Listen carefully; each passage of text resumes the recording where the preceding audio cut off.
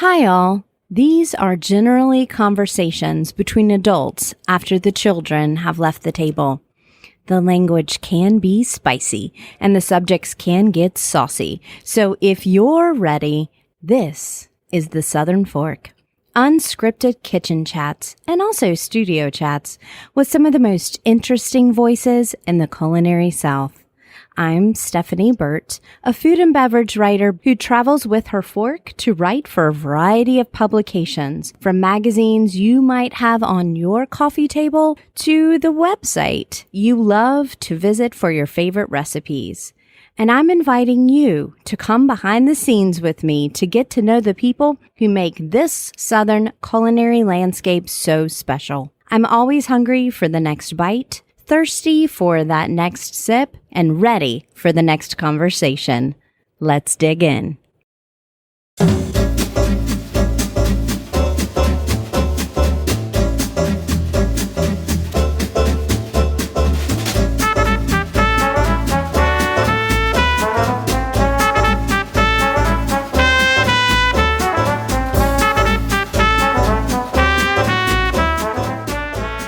The Southern Fork is presented by Townsend Automotive in Tuscaloosa, Alabama. Well, it's beach season, shrimp season, farm stand season, and ice cream season, and so you know what that means. It's road trip season. I'm out on the road sharing good eats and drinks and introducing you to the people behind them. So if you're inspired to get out here too, but your vehicle is less than inspiring, please consider purchasing your next road trip ride from Townsend Automotive.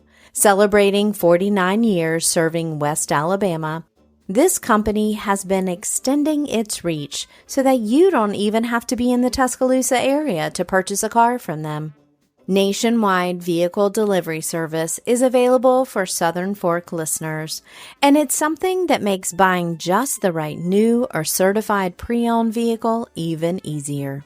Visit townsendhonda.com for current inventory. Or, of course, if you're in West Alabama, stop in. Townsend Automotive always salutes local entrepreneurs, from restaurateurs to podcasters, and they welcome you to be part of a community that does the same. Parnass Savang is a first-generation Thai American who grew up in his parents' Thai restaurant in the Atlanta suburb of Lawrenceville. A Culinary Institute of America graduate, he came back to Atlanta to cook in some of the best kitchens in the city, including Kimball House, Staplehouse, and the now shuttered Empire State South. When he and fellow chef Rod Lassiter teamed up with Dreams of a Thai Restaurant, they tested menu items, built capital and a following by becoming one of the most exciting pop-ups in the city. In 2018, when they were still operating as that pop-up, Parnass was nominated as a James Beard Foundation Rising Star Chef, and Bon Appetit named Talat Market one of the best 50 eateries in America. The two launched a Kickstarter campaign, raised capital, and what resulted is the brick-and-mortar coming to life of a comfortable and vibrant neighborhood restaurant that melds Thai technique and local Georgia ingredients. Last year, the restaurant was awarded the Georgia Organics Farmer Champion, and Eater Atlanta named it one of the 22 restaurants we keep returning to. Talat Market is located in the Summerhill neighborhood of Atlanta, which is adjacent to Grant Park, a location I erroneously reference as their home neighborhood in this interview. Welcome to the Southern Fork. Thank you. I'm glad I was here for, 3 hours last night. That was a fun night. That was a great night. You guys came in packed and hungry, and it looked like you were having fun. We had a blast. We had a great time. So thank you so much for taking care of us so well last night. You're welcome. That's what we do. Yeah. And you're in my favorite neighborhood in Atlanta, Grant Park. This is, if I lived in Atlanta, I do that a lot when I travel. I go, if I lived here, what neighborhood would I live in? I would live in Grant Park. I'm a bungalow chick. I love them. And this is such a neighborhood place, but it has such a bigger footprint than that. You're so entrenched in Atlanta, and part of that comes from your tenure way back in the day at ESS, Empire State South. Now that we have to say former, God rest its soul. Yeah. But it's moved on. But that place was so essential for, me learning about Southern food and making these huge contacts and building this network that is still giving back to me after 10 years now. Yeah. So you told me you had a story about ESS, right? I do. So I would say once I graduated culinary school up in Hyde Park, Culinary Institute of America. Yeah, I've heard of it. Yeah. Main campus. Main campus. Yeah, I came back to Atlanta. I had that mindset of I want to work with the best of the best. And someone told me about Hugh Atchison. I tried to go to get a job at 5 and 10 in the summer, but they weren't hiring. But because nobody's in Athens in the summer. Yeah, that's what I learned. Then Chuck Ramsey at the time, he was the executive chef there. He told me that there's this restaurant in Atlanta that are hiring. You should go stage there and see what's up. Went there and I was shadowing Chris Hathcock and doing all the season debut, season 8. Yeah. And just kind of was learning. And I got that role and I was starting on Grand Manger and I was super green, didn't really know what I was doing, but I still had heart and I always showed up and never gave up. But one day I remember Chef Ryan or Chef Brian Smith or Chef Sam Herden telling me you got to consolidate your station. You got to be clean so that you can, work faster. I'm like, okay. And so I was rummaging through the speed rack next to my station and I saw something that looked burnt. I'm like, that does not need to be on my speed rack because it's a waste of space. So I threw that away, started cleaning the crumbs off my station, organized all my tools. And then I went in the dish pit and I heard the pastry chef yelling out loud, "Where's my cookies?" or "Where's my cookie dust?" or something like that. And it was black. Oh, no. And I was like, I threw Cynthia Wong's cookies away for her dessert tonight. Cynthia. Wow. And, there were many of those things that happened in my career in the beginning, but I thought that was really funny, and now we laugh about it, and that's good. We're in good terms. But that moment, you thought, well, today is my last day. It's that Top Chef moment. Take your knives and go. Take your knives and go, and especially with work somewhere else. Yeah, Cynthia. The first time I met Cynthia, after years of knowing about Cynthia, she was at Butcher and Bee, and there was a publication called Extra Crispy. I don't know if you remember that from Time Inc., but it was all about breakfast foods, and I wrote a lot for Extra Crispy, and I blindfolded Cynthia Wong with a sleep mask and had her identify Apple Jacks by scent and taste. I bet she crushed it. She crushed it. Of course. From that, I was so nervous because, that can be intimidating. But I didn't go, "Hey, how's it going?" I was like, "Hey, here's this blindfold." She was like, "What are we doing?"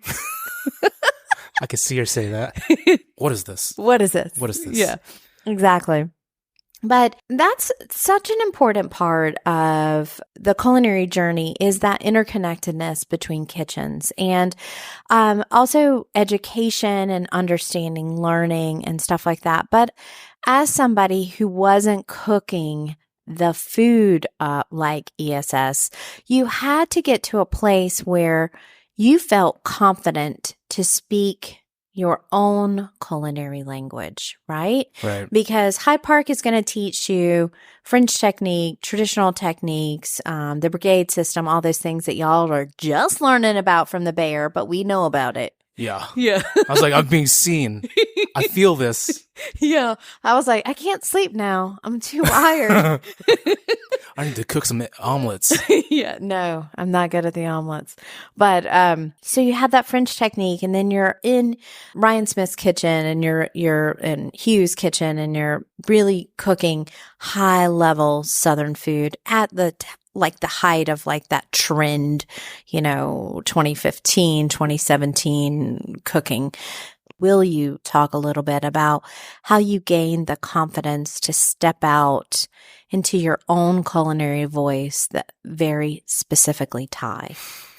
Well, my parents are Thai, so that's always been in my background since I was a child. And when cooking Southern food, there were things that were similar to Thai food or a technique, and that would spark a memory. And like, oh, I remember when my mom made this, or I remember when I went to Thailand, I ate this on the street. And during that time, there was a lot of interest in like Korean food, Korean influences like pork belly with kimchi rice grits, components like gochujang seasoning or something like that. Mm-hmm. And sometimes from the palette of ingredients and flavors, chef would pick up fish sauce. And anytime there's like lemongrass or fish sauce that comes up, everybody looks at me and I'm like, well, I don't know much about this stuff. I remember eating it, but I don't really know how to use it. And so that kind of brought me to this journey where I didn't really know my own culture. Right. My culture and my food. And so, I had this food memory back when I was doing my internship in New York City. And I remember feeling so homesick that I needed to call my mom and ask about this recipe that brought comfort to me. And I spent the whole day sourcing this product. It's like noodles and gravy and like, Chinese broccoli, very comforting food. And I just made it at home. And I just like that memory kind of informs how I pursue Thai food. It's not ego or it's not trying to win awards. It's like every time I get kind of lost of where my philosophy is in my food or what I'm doing in my restaurant, I think about that memory. I'm like, I just wanted to eat food that comforted me. And that's a touchstone. Yes. That's what a touchstone means. You go back and touch it. Yes. Right? Touch that It's a memory. reset. Yeah. And then I started exploring more and I stumbled upon this cookbook called Thai Food by David Thompson, an Australian outsider who just randomly went to Thailand by accident and fell in love and really dug deep into the history. And so that was, I can't read Thai. So he was like my bridge to my own culture. And so that was in the back of me for a while. And then once I started working at ESS, Staplehouse, Kimball House, all those places, I saw that there was so much care being put into Southern food, like the rice grits, how long it took to from raw to finished product and what other things you add to it to make it amazing rice grits. It's a risotto, basically, that you have to stir constantly. It takes a lot of care. Exactly. And so I was like, why can't I do that with curry? Why can't I spend 3 days on making a fermented sausage when I see people making salamis and andouille and all that stuff? And then when most of the time when I'm working in those kitchens, everybody's asking me when they're on their day off, like, what's a good Thai restaurant in Atlanta? And I'm like, I don't know. I really don't know. My mom cooks the best Thai food that I know, but there's got to be something out there. But that was also a drive of me, like, I need to pursue Thai food. I think I felt like at the time, like, I wasn't the best cook in the kitchen. I was just a fly on the wall, and I'm just looking at everybody and just trying to copy them and trying to be like them. So you weren't cooking from that center place. What I tasted last night was you cooking from that place. Yes. I am in a different place now. yeah, so that gave me the confidence, like, okay, there aren't other people doing this in Atlanta, so there's really not a competition. So if I fail, I'll still succeed. They won't know that They I won't know. failed, just me, and I will cry into my pillow. It was kind of like self-taught in the Mhm. beginning. Yeah. So that all those things sound like you're giving yourself permission. You're giving yourself permission to love what you love, what feels like home Yes. to you. This is a restaurant not built of corporate life, not a concept. It is a passion. It's built from that place, right? Yeah. It's built from a place where I didn't know if it was gonna work or not, but I felt strong enough and passionate enough about this concept or this idea for my career to work. Mm-hmm. Because I cared so much and that I was like so focused on that, it like inspired other people to join the cause on this project. And that's how, I have amazing staff, and I have Rod Lassiter, my co-owner, best friend. We were just two cooks at Kimball House. We really cared about what we do, but we also goofed off a lot. We can make each other laugh really hard. And that's what, going to this business is about, feeling good about doing what you do Yeah. with people that you love, And I do think a lot of people that I speak to and a lot of people that wish that I would speak to them talk about that passion, but there has to be a level of execution as well. And I got the best seat in the house, and I'm sitting in the exact damn seat right now and facing this open kitchen last night, which is dreamy. That's a dreamy moment for me because I just can see the action kind of in the corner of my eye. And I noticed at the end of service last night, I mean, you do run a relaxed brigade, right? I mean, Yes. It's not a strict brigade, but it's a relaxed brigade, and everybody's cleaning and, at the end of the night. And it was wonderful to see. It was really wonderful to Thank see, you. but the execution can't be sloppy, but it could be, like you were saying, because no one would know the difference, right? Right. But you would know the difference, right? Yeah. So how did you combine those two? You're not the first person to cook from your own place and then use, great techniques learned in culinary school. Right. Like, let's take that curry, for example. Okay. Just as an example, that curry blew me away. A lot of dishes blew me away, but we all talked about it because I sat with a bunch of food people. Those are the only people I know.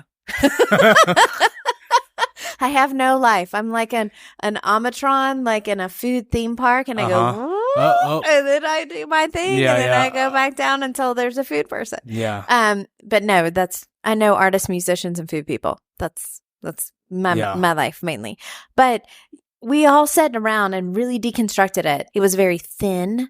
It wasn't gloppy. Lots of times curry is just a little too viscous. Yes. And so it was very like fresh coconut milk. And then also there was something that was straight up perfumey about it. Chef, can you talk about the composition of that red curry? Because I have never tasted a curry that had that perfume nature to it. Yeah. And I mean, that's on me because I haven't tasted enough curries. Yeah. This one is it's a complex preparation. It seems very simple at first, but when you have to account the pace adds a lot of aromatics. One of the biggest things about Thai food that I've learned is that sometimes it's not about the taste first, it's all about the aroma. You have to put a lot of aroma in it. Some Thai cooks don't even, like old school mom Thai cooks, they don't even like taste it. They just smell it and they say, oh, that's hom, aromatic. And that's like one of the first things. So I think what you smelled at first was we garnish with lime leaf on top. We shave very thinly. Normally I would see that as a whole lime leaf and I would know, oh, that is it. Yeah. But that one last garnish helps kind of aromatize it like a cocktail. You put one, like a mint or a lime zest on the edge. But that also goes deeper. The red curry paste, there's like lemongrass, shallot, garlic, galangal, chilies, shrimp paste, coriander, cumin. It's like there's so much going on. And curries, that's the point of a curry. Right. Or mole or, these very spice-dense stews all across the world, Yes. right? But yours just had a very delicate quality to it. And curries can be very heavy. It did not feel that way at all. I think also the fresh coconut cream and milk really attributed to that. Yeah, this proves that you're crazy. Let's hear it. Yeah, I am crazy. That's what I did 6 years ago. I was like, I'm not opening a restaurant until we have fresh coconut cream and milk in-house. I remember another touchstone moment was when I was working or staging at Nam at David Thompson's place a long time ago. And one of his cooks gave me fresh coconut cream to taste. And that blew my mind. So I just want to point out, Southern Fork listeners, did you hear that he staged at the place where the author who wrote the book in Australia, right? Yeah. So when you follow your passions, there is a roadmap that will be revealed to you, and it is through your passions, right? Right. So you knew, I got to go work with this guy. I had to. I had to see what it was all about. I read his book, and I had ideas of it in my head, kind of like broken apart. But once I went in his kitchen and saw his line, everything just was perfect. And that informed my restaurant, the pop-up that became the restaurant. Yeah, yeah. Okay, so for the coconut cream, you rigged it. I wish I was handy enough to do that. But so Rod and I, we went to Thailand together before we opened the restaurant. I was like, Rod, you gotta go to Thailand at least before we open a Thai restaurant. He's like, yeah, okay. And he had to convince his pregnant wife at the time, who just gave birth, and then he was leaving to Thailand to do that. It was a big thing, but we went and bought equipment, and I found this coconut machine, a grater, and a hydraulic press, and we got it shipped on a boat in a box. Yeah. And you're like, here, please let me see you again. Let me see this, please. And I hugged it. And I'm like, you're going to find a good home with me. Yeah. Yeah. And it's amazing. I feel so proud of myself of just like knowing how to shuck coconuts and grinding it. And it's like second nature now. I remember learning how to do coconut cream and coconut milk at my parents' restaurant, Dan Thai, a long time ago. They've since retired, but it was in Lawrenceville, Georgia, suburbs. And I was like using a Vitamix, blending it, and then squeezing it by hand through cheesecloth. And my mom cooking her curries next to her canned coconut creams. She's like, you're crazy. What are you doing? You're wasting your time. Mm-hmm. I'm like, good thing I was naive back then, but I still stand by it. So it presses the coconut meat and presses all of the cream and the water. Yeah, it's separate. There's no. Is it milk and cream? So the cream is the first pressing of the coconut meat, and coconut milk, you add a little water, and that's the second press.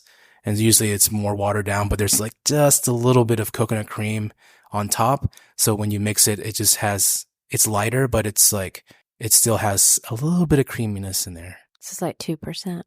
Yeah. Like skim milk. It's skim milk. It's not skim. It's 2%. Yeah. 2%. Third press is skim milk. Right. And you should stop. No one wants skim milk. It's a waste of time too. But yeah, we use everything of the coconut. The meat that we press that is exhausted of coconut cream, we use that to throw it in our hearth, and it helps like makes the chicken smoky or whatever smoky. And then if we want to move into a heartier smoke, we use the coconut shells as that. It's really cool. I think that's really cool. Yeah, yeah. That's very cool. And it's also a foundation of Thai cooking. So it's an important thing that you wanted to drill down to, right? Right. Literally. Well, yeah, it's important to my Thai cooking. Yes. But different regions. Thank you for that. Thank you for that distinction. I appreciate it. Yeah. No problem. Different regions of Thailand favor different things. So yeah.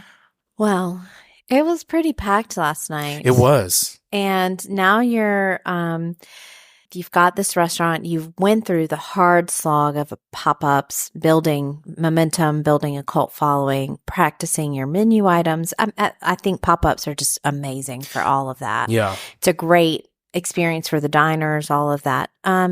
So, are you relaxing? What's making you hungry? What's happening now? You kind of went up this big mountain.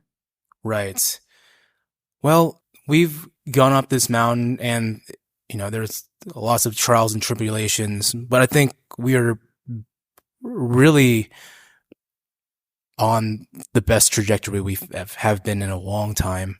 Always my goal is to do better the next day, the next week, and just try to find projects. And, it could be like a big event, or it could be a small project like a new dish or a concept of a style of dish, and just keep pursuing that. But right now, I think our team, front and back and bar, is just really tight.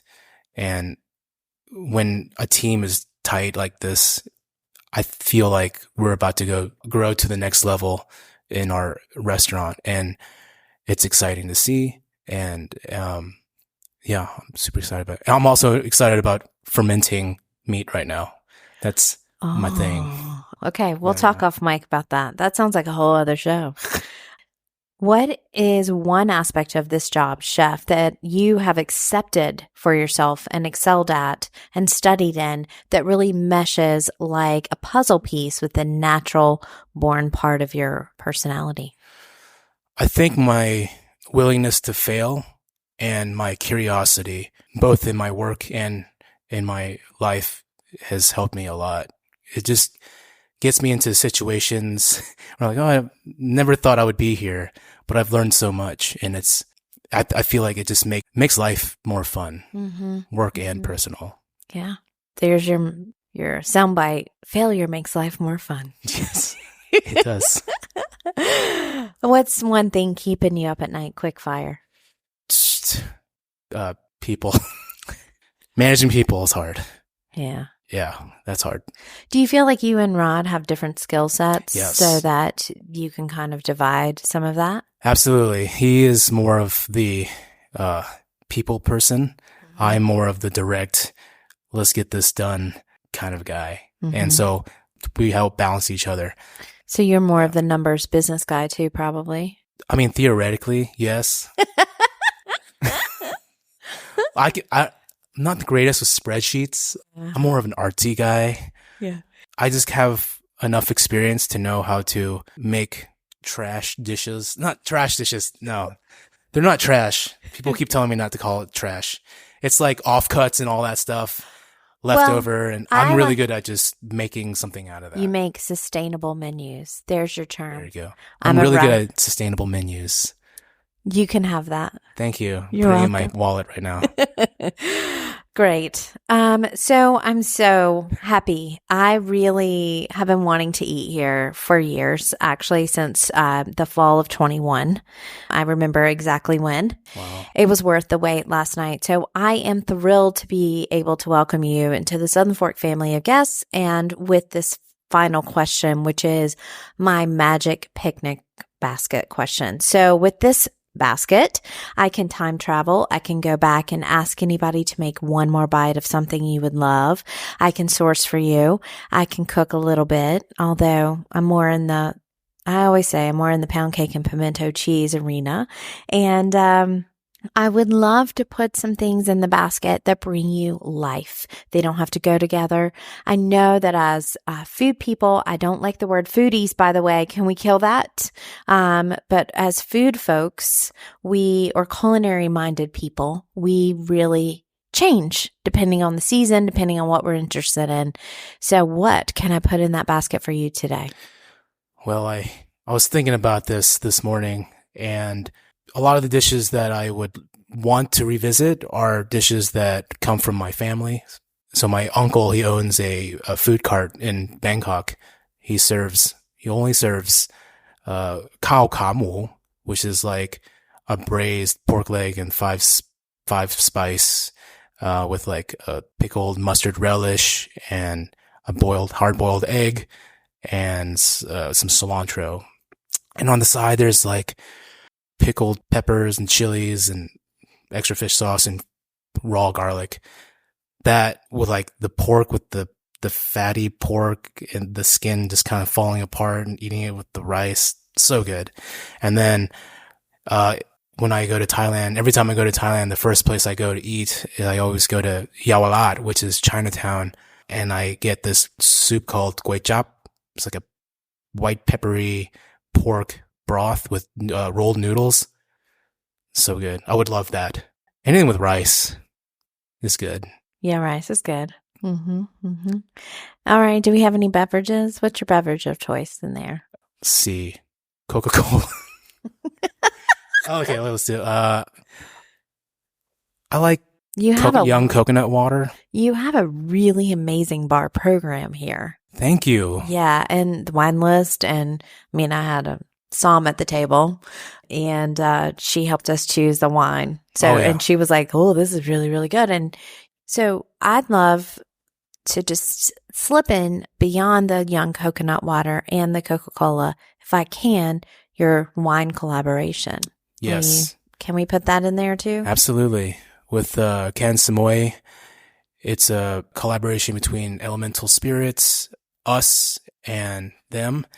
It's a white wine that's very, aromatic with lychee and fruity flavors that is dry, that complements our food very well. I know that for a fact because I had a lot of it. Heck yeah. That's what I'm talking about. We have like a year's supply's worth of this, so good. It's going to be on our happy hour menu. Yeah. Well, I put that in a picnic basket of my own because that's exactly the kind of wine that I'd like. But I wanted to make sure and get that in. I'm not trying to usurp your basket. It's very important. I'm going to put that one in too. I totally forgot about that. Okay, good. Thank you for reminding me. Yeah. Well, if people want to learn more about Talat Market in Atlanta, Georgia, in the beautiful Grant Park neighborhood, you can go to thesouthernfork.com. I'm going to have links there as well as images so you can see the face behind the voice as well as the most beautiful food. This place does not take reservations, so you can decide that you want to come and just come. You'll have to wait for a while, but you can have a beverage and wait and meet some new friends. And I hope that we can be friends because I feel like I've met a friend. Yes, we are friends. Excellent. I forced him to say that. Thanks so much for letting me come and visit today. No problem. Okay. Thanks for coming by. Hello and welcome to Talking with My Mouth Full. One of my most important tips I can give you when visiting a city as big as Atlanta or even bigger is to really focus on a neighborhood and to concentrate your exploring there. That doesn't mean that you can't venture out into other areas, but you're not trying to cover the city. There are a few reasons for that. You get to actually understand the personality of a neighborhood like Grant Park in Atlanta, or when I was in LA, I really anchored a lot of my stuff in Silver Lake, which is a great neighborhood that I enjoyed in LA. And, anytime you're in a big city, there is this temptation to look like you actually have covered the city. But there's a point when, especially if you're like me and I'm an independent journalist, I really can't adequately cover a city. I can't say, oh, I know exactly where you need to eat in all the boroughs of New York. It's just too overwhelming. And in a place like Atlanta, where car is king, you can spend most of your time in transit in between locations and really impact your time exploring. So this last trip, I was very fortunate to be able to stay with some friends for a few days in Grant Park. And Grant Park, as you heard on the interview, is the neighborhood I would live in if I lived in Atlanta. And it's because it's walkable. There are restaurants and little places to shop and visit mixed in with the neighborhood. And of course, at the center of it all is a huge park, shockingly named Grant Park. And Grant Park is a beautiful space of green in the city, and it was laid out by Frederick Law Olmsted. It's also home to the Atlanta Zoo, so it's a great place to exercise and explore. And I was there over the 4th of July holiday, and I saw families doing cookouts and meeting up together. And of course, the zoo was bonkers with people during that period. But anyway, I felt like when I left Atlanta that I came away much more with a sense of the city than I would if I just spent time in traffic. It is one of the tactics going what I like to call deep into a city instead of deep into a neighborhood instead of wide, covering a whole city in one visit. That's one of my favorite tactics for beginning to understand a food culture when I visit a large city. So I hope you'll take that idea if it sounds like something you'd like to try.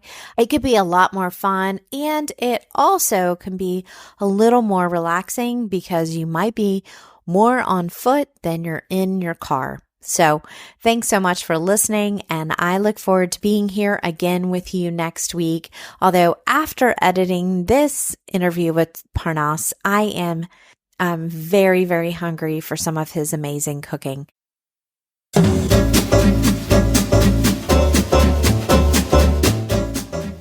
You've been listening to The Southern Fork.